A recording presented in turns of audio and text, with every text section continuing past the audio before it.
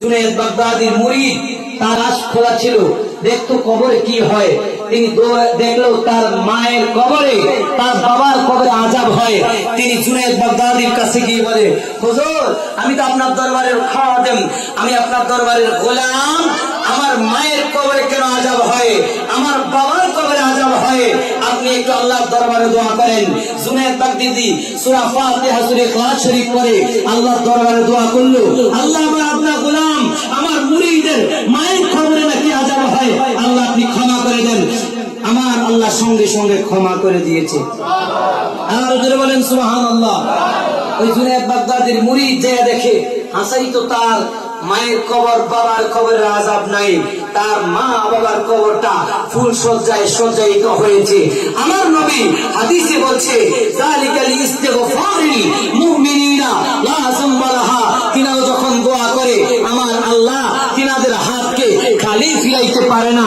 যদিও এই বেলায়েতি দরবারে কোনো মেডিসিন নাই, হক্কানি রব্বানি আল্লাহর আউলিয়া কেরাম যখন নজরে করম দিবে, নজর দিবে, দৃষ্টি দিবে, ওই দৃষ্টির মাধ্যমে আমার আল্লাহ রাব্বুল আলামিনের কুদরতি কদমে জোশ মেরে আমার আল্লাহ ওই আল্লাহ বলার ওই চাহনিতে তার কুয়ের মাধ্যমে, তার পুত্রের মাধ্যমে, তার চাহনির মাধ্যমে, তার মাসাহের মাধ্যমে আমার আল্লাহ রাব্বুল আলামিন সমস্ত সমস্যার সমাধান করে দিতে পারে। জোরে বলেন, আর জোরে বলেন সুবহানাল্লাহ। সম্মানিত হাজিরিন, এখন আসুন কয়েকটা হাদিস বলবো।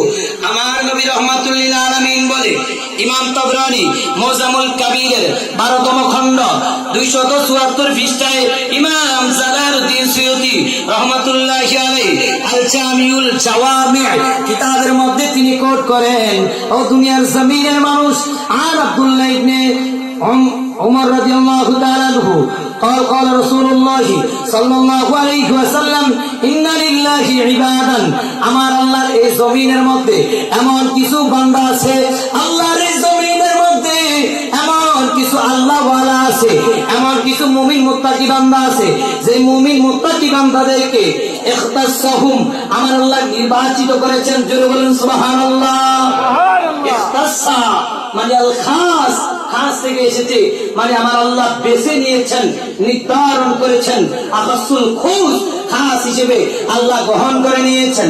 আমার নবী বলতেছেন বিহাওয়াইজিন নাস, মানুষগুলা যখন তাদের দরবারে বিপদে পড়ে ছুটে আসে আল্লাহর ওলির কদমে, ইয়াবজিউন নাস, তারা দৌড়াদৌড়ি করে যখন আসে ইলাইহিম আল্লাহর ওলিদের দরবারে যখন আসে, ফি হাওয়াইজিহিম উলাইকাল আমিনুন, আমার নবী রাহমাতুল লিল আলামিন বলে, দুনিয়ার মানুষ যখন বিপদের মধ্যে পড়ে, মুশকিলে পড়ে, মুসিবতের মধ্যে পড়ে, আল্লাহর ওলির দরবার শরীফের মধ্যে চলে আসে, আল্লাহর ওলির কদমে চলে আসে, দৌড়ে আসে, আর সমস্যার কথা যখন বলে আমার নবী বলে বিহাওয়াইজিন নাস, প্রয়োজন মেটানোর জন্য, প্রয়োজন মেটানোর জন্য, সমস্যা সমাধানের জন্য যখন চলে আসে, ইলাইহিম হাওয়াইজুহু উলাইকাল আমিনুন, তারা আল্লাহর মুমিন মুত্তাকি বান্দা, ওই বিশ্বস্ত বান্দার কারণে আমার আল্লাহ রাব্বুল আলামিন